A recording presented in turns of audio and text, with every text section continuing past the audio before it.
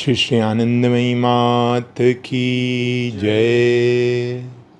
भवताप प्रणाशन्यै आनंद घनमूर्तये ज्ञान भक्ति प्रदायिन्यै मातस्तुभ्यं नमो नमः। मातस्तुभ्यं नमो नमः। ॐ मा शरणं ॐ मा शरणं ॐ मा शरणं ॐ मा शरणं ॐ मा शरणं ॐ मा शरणं ॐ मा शरणं ॐ मा शरणं आनंदमयी मां आनंदमयी मां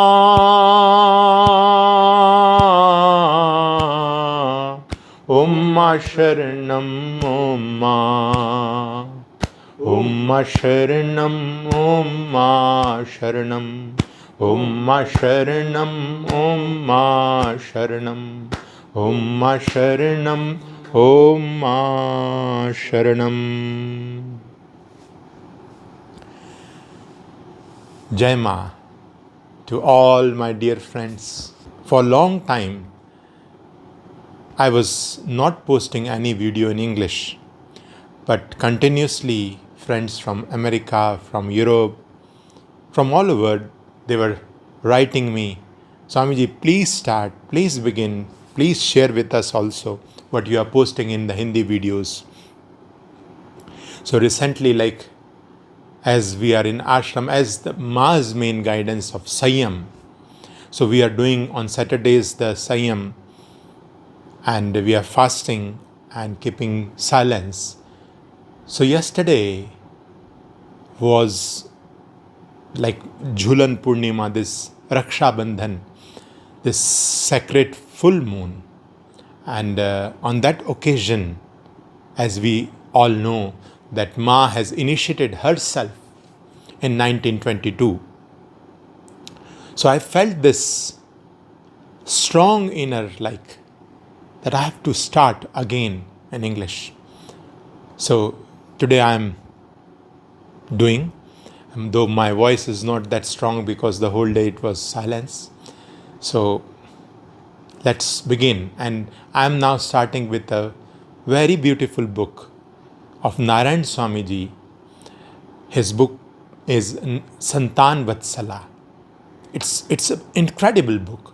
I don't know whether it is available in English or not, but I'm going to read all these beautiful passages, and like literally you will feel like how his love, his devotion towards Ma, and how Ma really cares for each and every child. It's really literally like mother's love we can all feel. This is just like one book. One child of her is able to express, but there are millions and so many are there, and she has loved everyone. She's loving everyone, each and everyone. Till now we see this. So please just feel this bhav. In the summer of 1942, I left my field of work forever. Narayan Swamiji is writing this book, and he's saying that he was living in Kashi, Varanasi, and he stopped working and forever left to be with Ma, and came to the holy feet of Sri Sri Ma in Dehradun. At that time, Ma was staying in the Raipur ashram, adjoining the Shiva temple, about 5 miles from Dehradun city. It's a beautiful ashram now. And Swamiji is speaking about those days when it was not that built. It was just the beginning. Back in 1934, during Ma's period of seclusion, I had once gone to see her without permission. Once it happened like in 1934, Swamiji went there. Ma has left Dhaka, and first she came to this very place, this Raipur, this ashram, and it was just a ruin, this old Shiva temple, and it was all the forest, and Ma just came here, and Ma has told that no one should come there. She was in complete seclusion. So what happened? Swamiji, Narayan Swamiji, he felt like this urge that I should go. So he went there. But what happened when he reached that very night? After its long journey he reached, and that very night Ma asked him, so you have come. So tomorrow morning, please leave. And he felt such a shock that I have come from so far. He came from Kashi to north. So he felt that mother is not going to say to me to like this. But Ma has told everyone not to come. So he came. So he's saying that at that time there was no ashram there, only a small dilapidated room next to the temple. So the door had no shutters. Imagine the rainwater coming in, the cold breeze coming in. It's a wild forest. So it's so tough. And Ma here is in seclusion. And this, if we see, like Ma first played this role of Brahmacharya ashram, as she was just doing this different leelas of respecting the parents, elders, and then played the role of Grihastha till 1934. Did perfect, with full perfection, how she served the whole family. Set perfect example for all of us. And then this is the phase where she is moving towards the sannyas ashram. Vanprastha and sannyas, complete. So no one, and she was never dependent on anything. But this is the example she is setting for us, how we should lead the life. So she's saying, Narayan Swami is saying, the door had no shutters. Rainwater would seep in through the walls.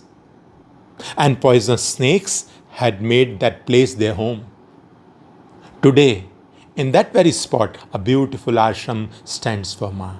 It's a beautiful ashram there in Raipur. After I arrived there, one day in the middle of casual conversation, Ma suddenly said to me, if you have to go anywhere from the ashram, ask this body before going. I could not understand why Ma said this. I thought, I am not a child. I am a grown man. Why would Ma say this to me? Instead of overthinking, if only we obeyed Ma's words like a child, so many sorrows, so many troubles could be avoided. But our ego and our destiny do not allow it. Destiny drags us helplessly towards enjoyment, towards adversity, towards ruin, and makes us endure humiliation after humiliation. That is why we face suffering, misery, downfall, and oppression at every step. Ma constantly tries to warn us in countless ways so that we may not fall into misfortune. But we, stubborn as we are, ignore her guidance. And when trouble comes, we blame Ma. Or even God, why didn't you warn me beforehand? This is the nature of worldly beings. It was the month of Ashad, mango season in this region.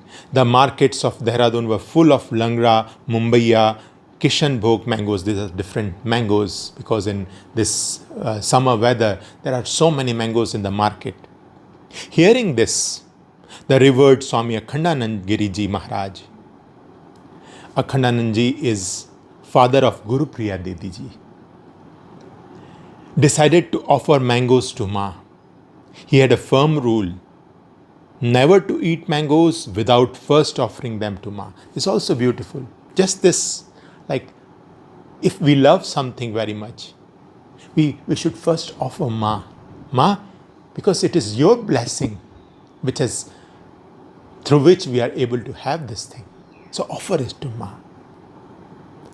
So he sent the ashram's old brahmachari, Sri Kamla Kant Dada, to the market.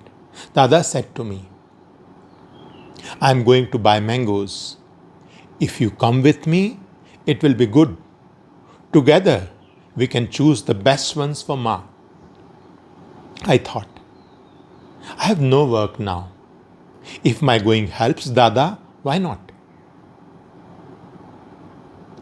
At 3 in the afternoon, we set out on foot from Raipur ashram towards Dehradun.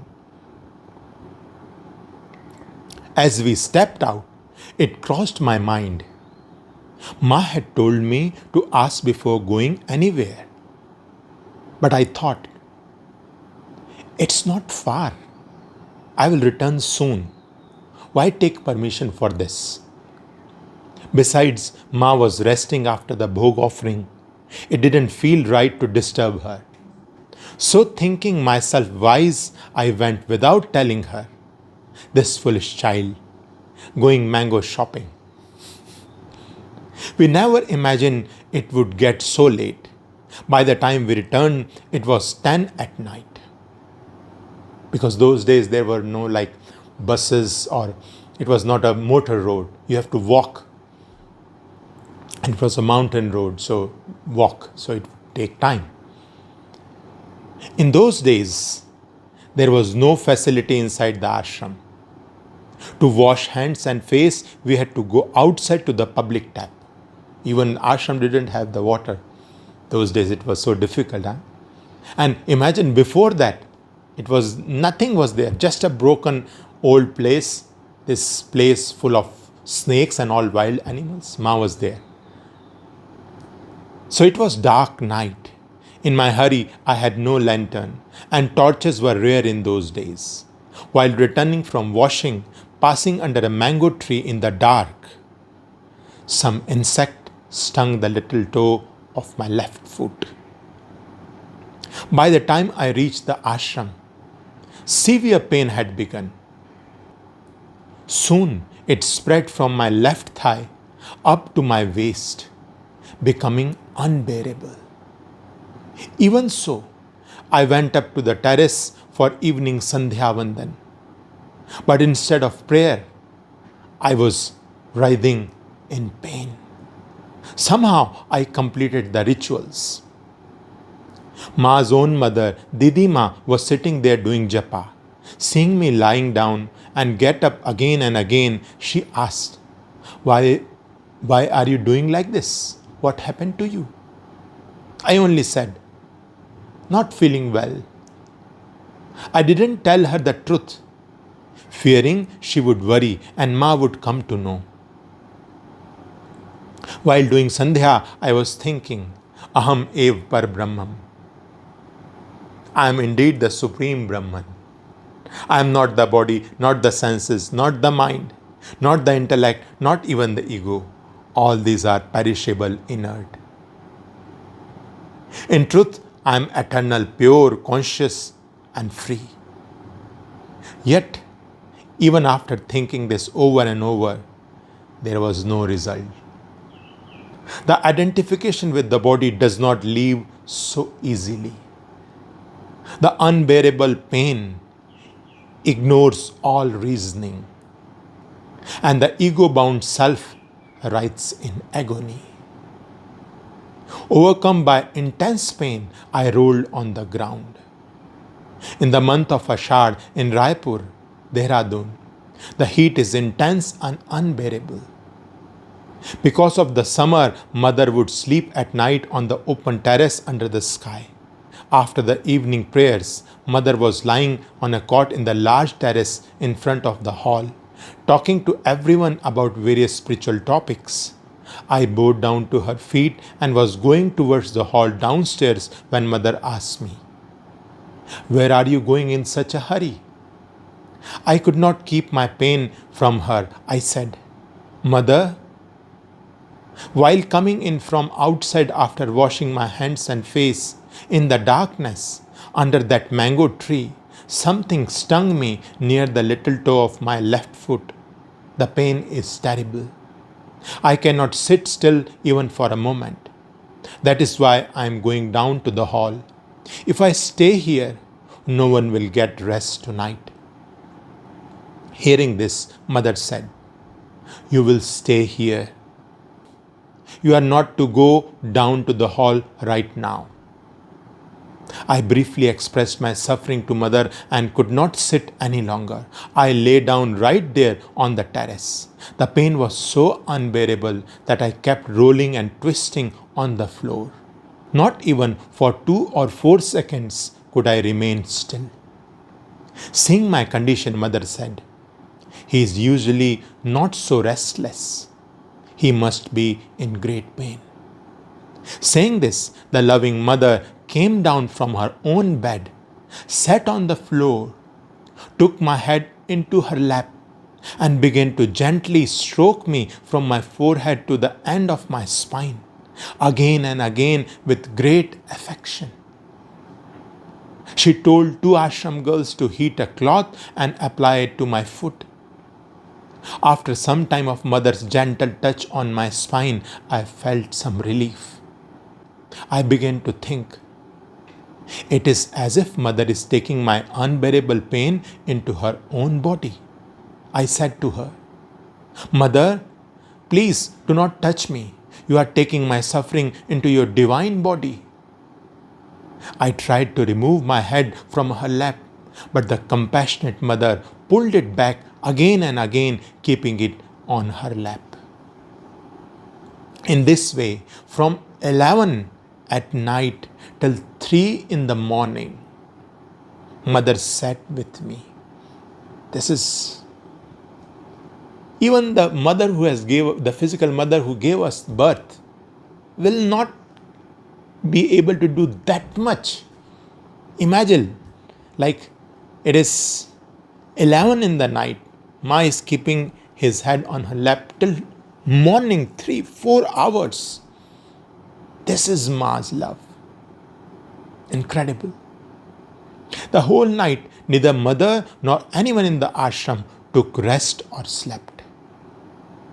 In that dark night, mother sent a brahmachari to the village to bring fresh cow's milk. Mixing it with ghee and turmeric, she made me drink it with her own hands. As dawn approached, my pain gradually subsided. I remember that mother had even thought of calling the civil surgeon from the city, but by her grace, there was no need. She herself had done everything necessary. The stream of mother's unmatched affection has melted my heart forever. Such love cannot be found in this mortal world, even after searching everywhere. Even a biological mother may not show such boundless care to her grown child, as our compassionate mother did that night. Only our Sri Ma Anandamayi could do this. Whatever Ma does, she does perfectly, leaving no room for any flaw. Another mother like her cannot be found even if one searches every corner of the earth. Later, mother told me that she had seen a beautiful woman dressed like a Marwari lady, with a sari, a shawl, and golden flowers in her hair passing by. It was the image of the Vishhari Devi and another name for goddess Mansa. So it's like Ma saw this lady, beautiful goddess dressed in sari and this beautiful golden flowers. So it's an image of a goddess which is represented, which is called Vishhari. Vishhari literally means the poison. So that poison he was having, probably he was bitten by some snake. So that's why he was having so much pain. And when that form left the body of Swamiji, he could felt the relief. We know that Ma used to see form of diseases. She used to tell that every disease has a form. So when this form left Swamiji, he was completely relieved. Now I understood why Mother had always told me, before going anywhere from the ashram, take my permission. It was my own fault for not listening. That is why we suffer in many ways. Shri Anandamayi Mat ki Jai.